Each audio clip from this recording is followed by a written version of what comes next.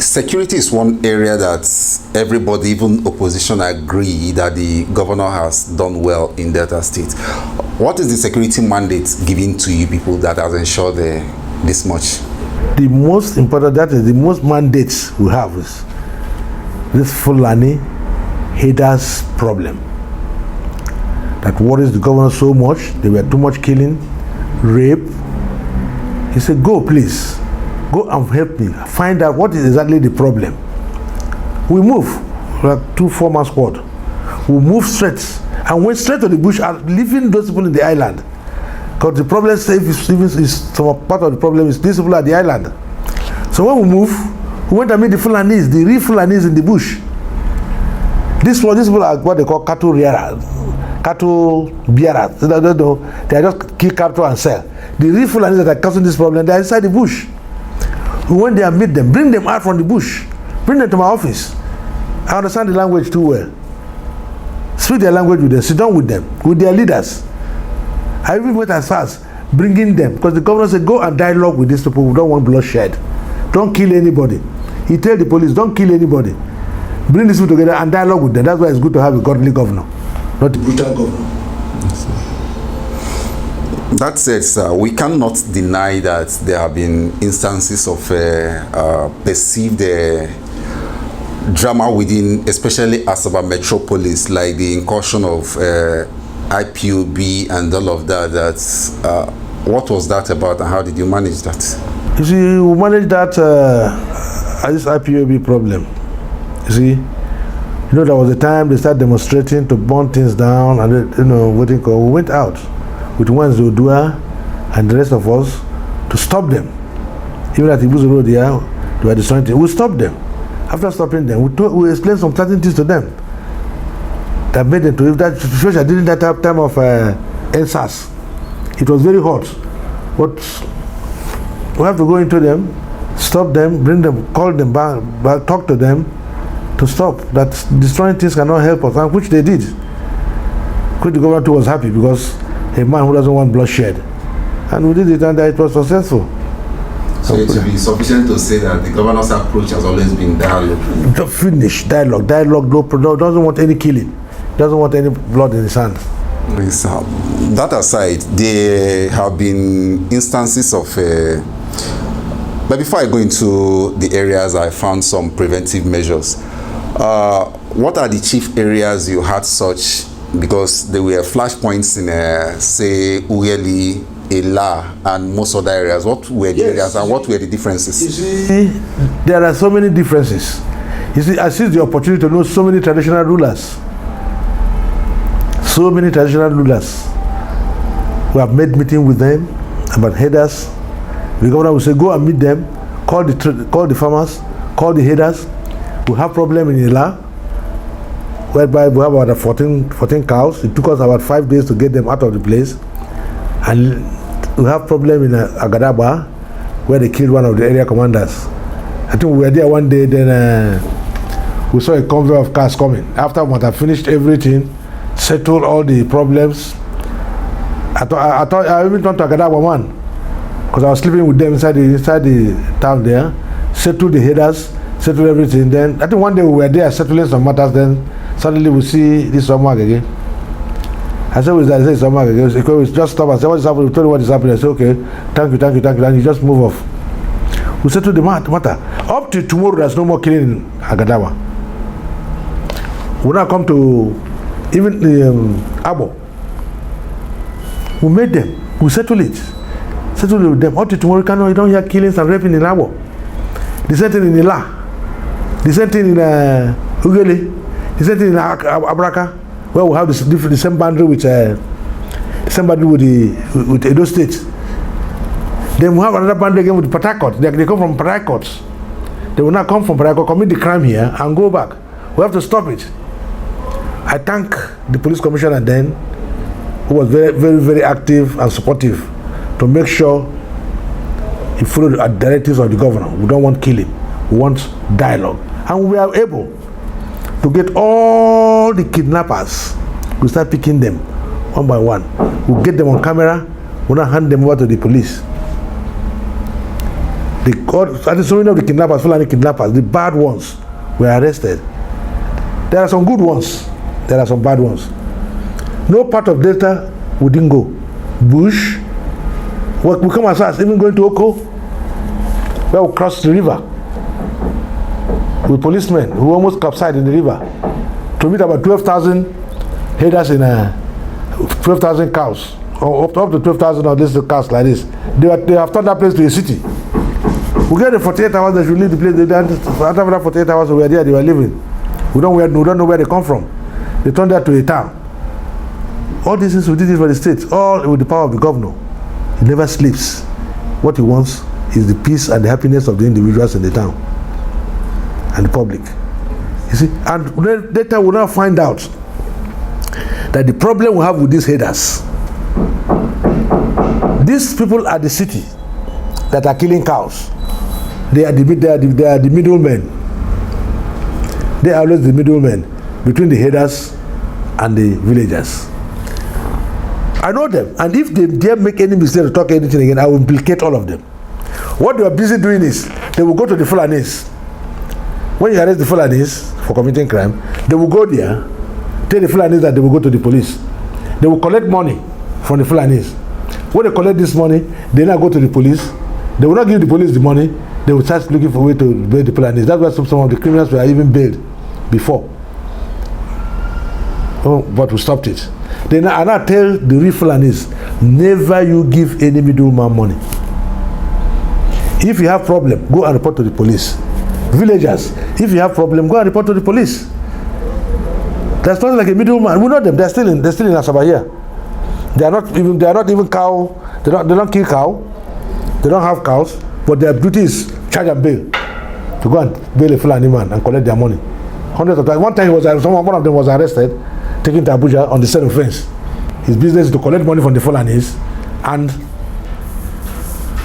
another problem we have about these Fulanis, the natives, that is the villagers, and even the robbery I'm telling you about so now, they collide sometimes with the natives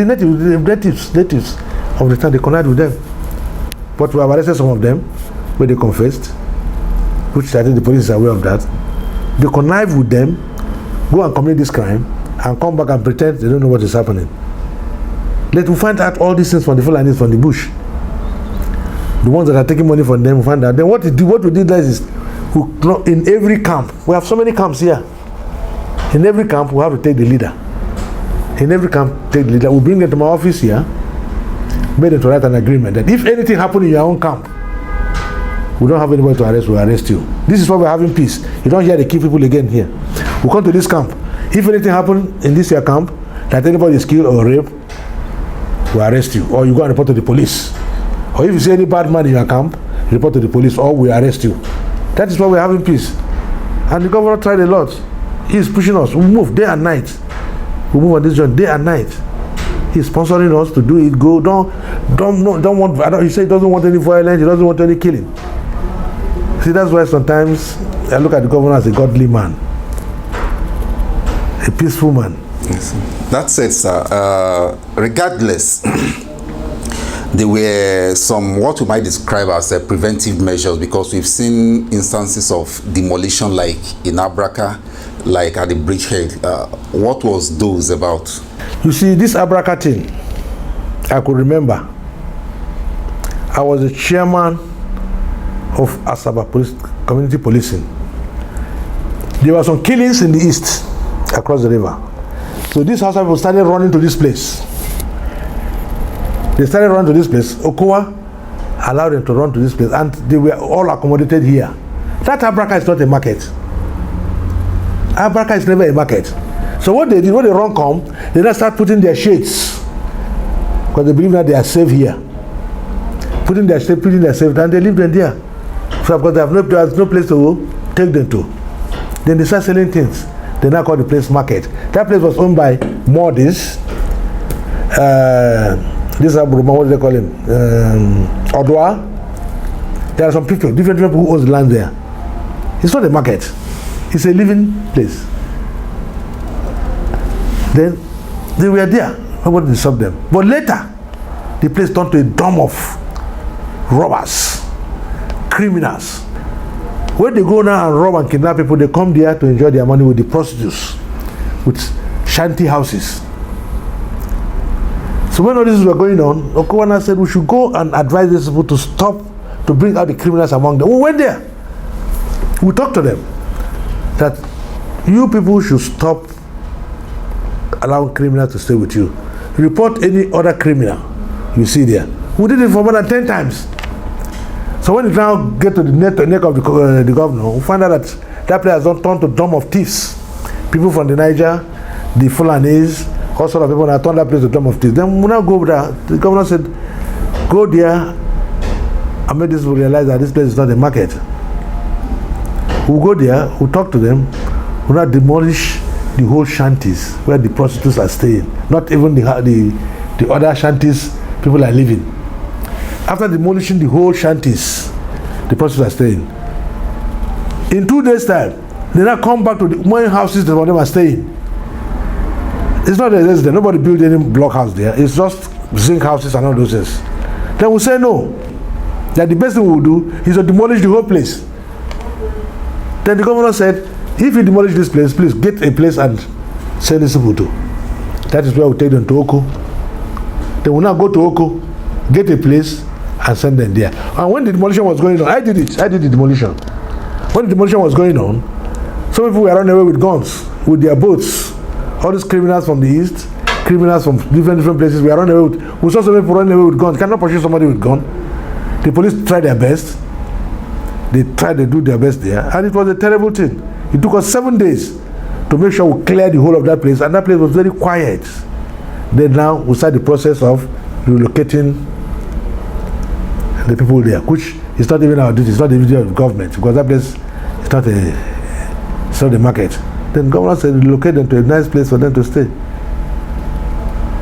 We now relocate them to Oko and start relocating some plot of land. And that land belongs to government, so they can have where they're having their daily bread, because you cannot remove people from a place and they have no daily bread. We now take them to Oko. Then they now start staying in Oko and start trading in Oko. This is how that Abraka market ends. Bridgehead is that I did the demolition there, which everybody knows. Yes. You see, later we now heard that that bridgehead has turned to a, bridgehead. That bridgehead there's no houses there. These are personal touches. They just put there the same thing. All these criminals, kidnappers, robbing people at the bridge, disturbing people at the bridge. We now go there.